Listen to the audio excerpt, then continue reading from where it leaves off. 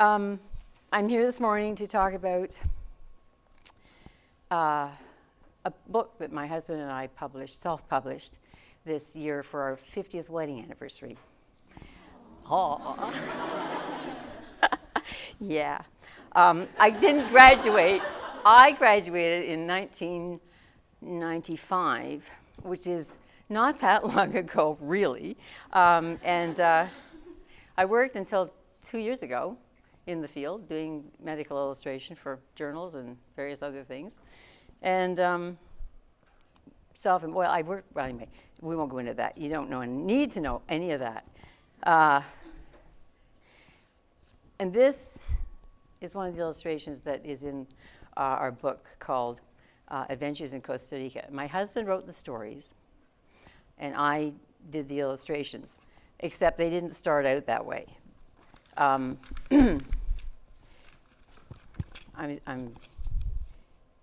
losing my track here because I'm trying to ad-lib and not take up more time than I need to.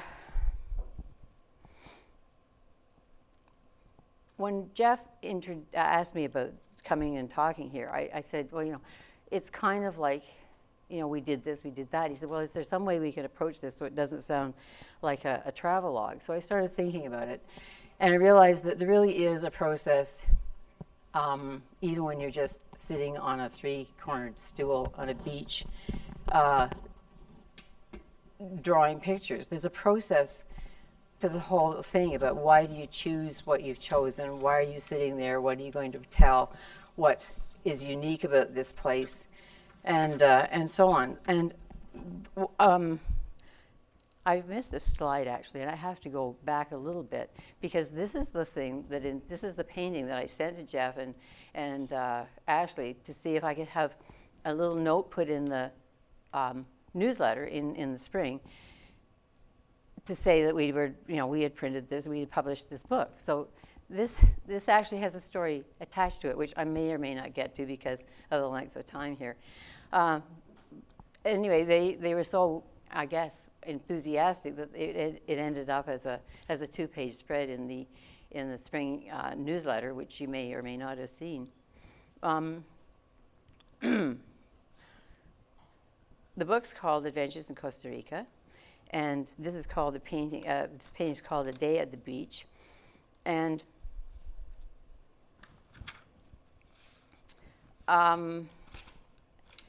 okay.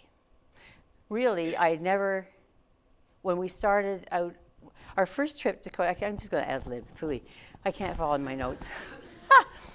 The first trip we took to Costa Rica was in 2002, and I was recovering from a very serious illness, and it was the first time I'd been allowed out of the country in about 2 years, and so we decided to go to Costa Rica because, a whole bunch of reasons. We had it highly recommended by several people, one of whom was my son, and he said, you got to go because it's absolutely fabulous. Apparently he'd been talking to a friend of his who raved about it.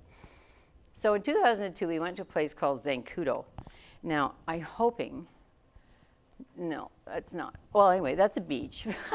I'm looking for a map. Let's just flip ahead a little bit. There we go. Whoop, back up. So there's the map. That's the map of Costa Rica. It's bounded by 2 oceans, and Nicaragua to the south and Nicaragua to the north and Panama to the south. We headed for a place called Zancudo. Now, I don't know, Zancudo, if you know Spanish, means mosquito. That should have been our first warning, but we ignored it. Yeah. And we found this really neat little place. No, it's not going to come up. Well, we'll get to that sooner or later.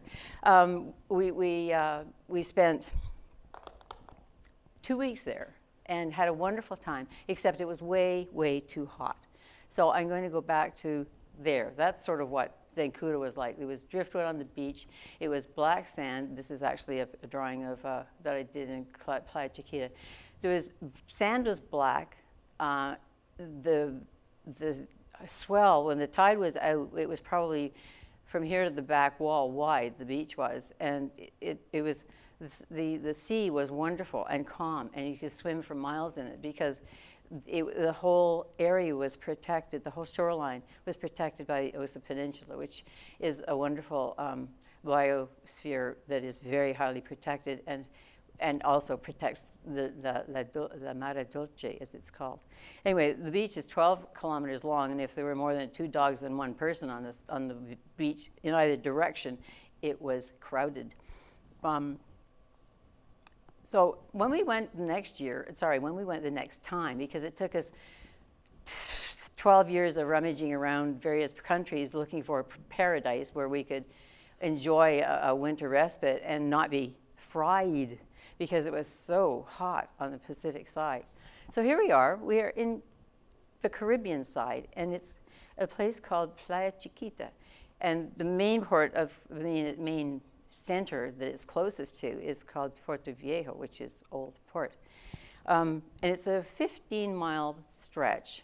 They've only just finished the road about 5 years ago, 2 years before we first went. They finished the road between Puerto Viejo and Manzanillo, which is the end of the road. And I was captivated by this site. When I travel, you have to understand, when I travel, I always take my paints with me. I take a 3-corner stool, it weighs about 1 pound, and I take a paint box with about 12 different colors in it, a bunch of brushes, and a sketch pad. And when I saw this, I just said, stop, I want to paint this. The colors were so soft and so muted. The light was so wonderful because the light is distilled through a very thin layer of cloud and a vast layer of humidity. But the atmospheric perspective is just something I could not resist. So this was the first drawing that I painted in Playa Chiquita. And this was our house. And I sat in the garden, and the colors are a bit garish, but that's just, it really is a little more subtle than that. We had this wonderful garden. It really was in the middle of a garden, and it was behind a restaurant, and we made friends with the people who ran the restaurant because they were just so wonderful. And we had an absolutely wonderful time. Now, this is the second time we were in Playa Chiquita. That was in 2016. Here we are back at, I'm skipping around here, and it really was all tied together beautifully in my speech, but I can't do it. I'll let you read it sometime. So this is a storm over the Osa, and you can just see the mainland, sort of the peninsula off in the distance. And obviously it's not a study, it's just an action drawing of the weather, because on the Osa it was in fact very tropical, and storms came up very quickly in the afternoons around 3 o'clock, and they would move very quickly through. And it rained also in Puerto Viejo, because here we are in our first cabin in Playa Chiquita. We arrived at our cabin at about 8 o'clock at night. It was teeming down, and this was my first glimpse of our little tiny cabin. It had a deck, and you can see the stairs going in. It also had a plunge pool. It was absolutely wonderful. And so after sort of, when we got home, I didn't do this on site, but when we got home, I just sat in my studio and I imagined that first night and what it was like, and I did it from memory because it was just such an introduction to the place. So here we are. There's Puerto Viejo, there's Manzanillo. Now you see San Jose in the center. That's where you have to go into if you want to go any place south. Costa is on the far northwestern side of the Pacific, and there's another airport that you fly into if you want to go there.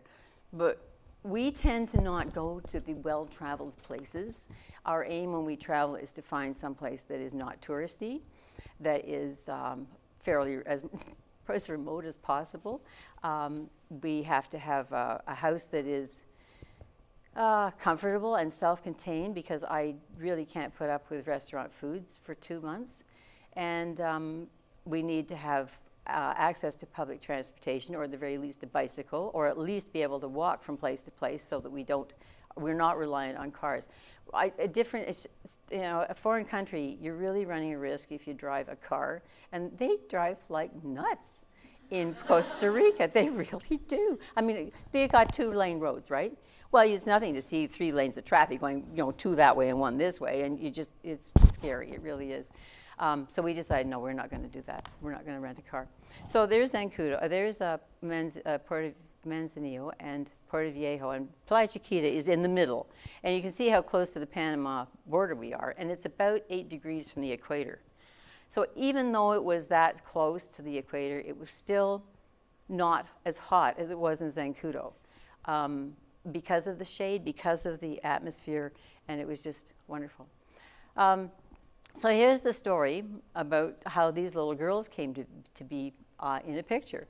While we're sitting on the beach looking at the jungle, because Peter had written a story about, well, anyway, we'll get to that later. Peter had written a story, and I was trying to find something that would illustrate the story. And I did. I found it perfect, absolutely. So I sat myself down. I got my paints out. It was all set to go, and he came charging up. He said, "You have got to come and see this."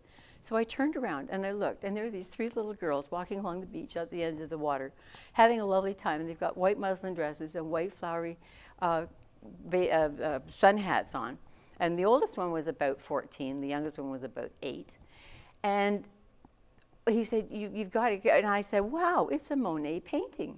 I said, go ask the father if he'll take, he's got a cell phone, go ask the father if he'll take pictures. And Peter just looked at me, he says, you've got to be crazy. He wasn't going to go up there and ask a man to take pictures of his daughters so that he could send them by email. No, not a good idea. So I thought, all right, we'll both go. So we roared across. I explained as best I could. I took my sketchbook with me. I said, this is what I want to do. I'm an artist. I want to take a picture so I can paint your daughters. And fortunately, the 14-year-old, she'd been taking English in high school. They were Portuguese. They spoke they were from Brazil. They spoke Portuguese, didn't know even Spanish, which we had a modicum of, or French. I mean, I was really surprised. So anyway, Peter translated, she translated, and Peter, as the man, took the pictures for us and sent them to us by email so that when we got home, they were there in my inbox. This is another one. This is a root. But we were both walking through the forest, and we thought it was a snake when we first saw it. Because we had just had an experience about 2 days before where Peter stepped over what he thought was a piece of string on the road, and it turned out to be an eyelash viper. Now this is the first place that we stayed in Costa Rica. It's a Pallavas Cabin on Zancudo, and it's typical, sort of, up to a point of the construction of local housing there, because a lot of them have Pallavas roofs like that. They're beautiful. If they're not that, they're usually steel, no shingles, don't use asphalt. This is for the locals only. There are proper houses that for people who go down for vacations from North America, but the locals don't have any walls in their houses. They have a roof, posts to stick it on, to hold them up. They have maybe knee walls that they sort of, to put counters on top of and so on like that. But basically, they are completely open dwellings because you don't need walls and you don't need protection from the bugs, except in the rainy season. And if you do need it, you can always have curtains and mosquito netting. So there you go. And this was typical, again, of the locale because the gardens were everywhere. The flowers are absolutely unbelievable. We had, in our garden in Casa Madeira, the little rainy house place, a garden, and it had a banana tree. And I'm sorry that's not bigger because the detail in it is quite neat. Oh,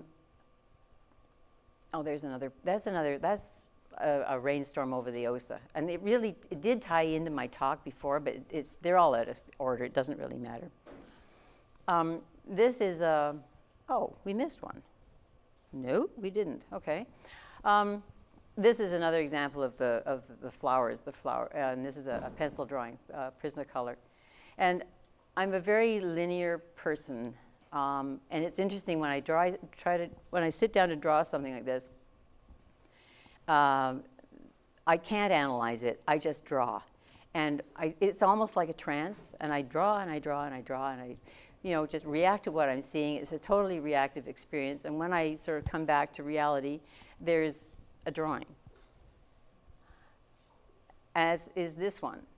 Now that's a painting. That's a watercolor, and again, it was in our garden in Casa Madeira.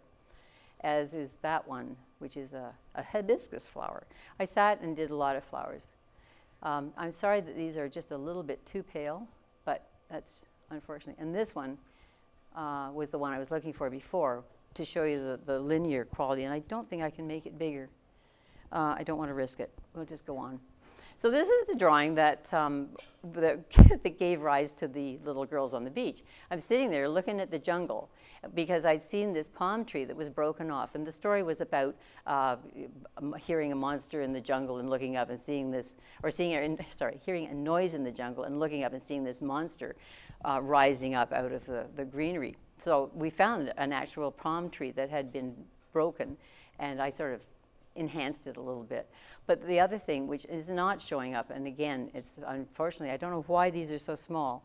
There's a lot of detail in the roots and in the leaves and the foliage, because it's such a wonderful place to sit and draw meditatively. We had a sloth in our garden. And she was a wonderful model, because if you've ever seen a sloth, they move like this. And I'm not exaggerating, they do. They are very, very slow moving. But she was lovely. She came down once a week to do her business and then went back up again. One of the influences that really, one of the local things that really influenced me was the local culture. We went on a tour. We didn't do too many tours, but we went on a tour, excuse me, to a Bree village. The local population, the indigenous population, are a tribe called the Bree. And they have the choice. They can either live on reserve and forego all the amenities of the 21st century, or they can live off reserve, still maintain their language, and live in sort of the present day world. So this field trip we took was to a village where they had chosen to live on the reserve. And so you see, the thing that really shook me was the teepee, right? It's not a teepee, of course. It's made with wood called ironwood, sticks, saplings that are bent, tied in, there's not a nail in the place, tied with roots, and then covered with pallavas again. And we were blessed. We were being blessed by the awa, the religious leader of the group, and we were learned how to dry and grind coconut. No, not coconut. Coffee beans. No, not coffee beans. Chocolate beans. I kept getting chocolate beans. They have to be dried, and then they have to be cooked, and then they have to be ground. And there's a great big rock, and I'm serious, it was this big, that sat inside another rock that had a bevel to it. And if you rock this boulder back and forth like so, with these chocolate cooked pods underneath, and it only takes about 5 minutes. You've got this wonderful, absolutely wonderful, rich, dark, unsweetened chocolate underneath the rock. It was wonderful. The other thing that's really neat is this. They still carve out boats. This is not an old boat. It is a canoe that has been hewn out of a tree, and they still do them by hand. And there are still a lot of fishermen who make their living fishing, and they take them off into the ocean, and they look absolutely beautiful when they're floating. But they don't move off the beach easily. Anyway, there were very few gift shops as such, or craft shops, let me put it that way, because I guess the life for people who are on the reserves is so labor intensive to be self-sufficient that they don't have a lot of opportunity. But obviously someone did, because we found these little masks, and they were made out of gourds, and the outer skin is left on, and the outer layer is peeled away to reveal the lighter color underneath. And so they again became part of a story. We had 3 days of rain about the day that, when we went to, the first time when we went to Casa Madeira on the Caribbean coast. And we really thought it was never going to stop. I did a lot of rainy pictures from our deck. But after the rain stopped, we went down to the ocean, and it was absolute turmoil. It was totally turbulent. The waves didn't have any kind of pattern to them. In this drawing, believe it or not, it took me about 4 hours. I just sat there mesmerized because it was so vivid and so full of action, and I couldn't leave it. It was such an interesting experience. And another day, I wanted to capture the jungle in its most dense appearance. And so I found this lovely beach after a rain again that had things growing along the edge, driftwood, all kinds of flotsam, jetsam, and the jungle behind, with all the understory being sheltered by the big trees that shaded the understory plants. And this was a pool that we cherish, a painting that we cherish deeply because it reminds us of our time in Costa Rica. We went on a long hike and we found this pool at the bottom of the waterfall, and everyone else in the group was saying, "Oh, how cold the water was." Well, they hadn't ever swum in Georgian Bay because it wasn't cold to me. It was wonderful. And we often look at that in the middle of winter when we are sitting looking out our window at Georgian Bay. It's not like that. Hello, that's the end. Thank you very much for your attention.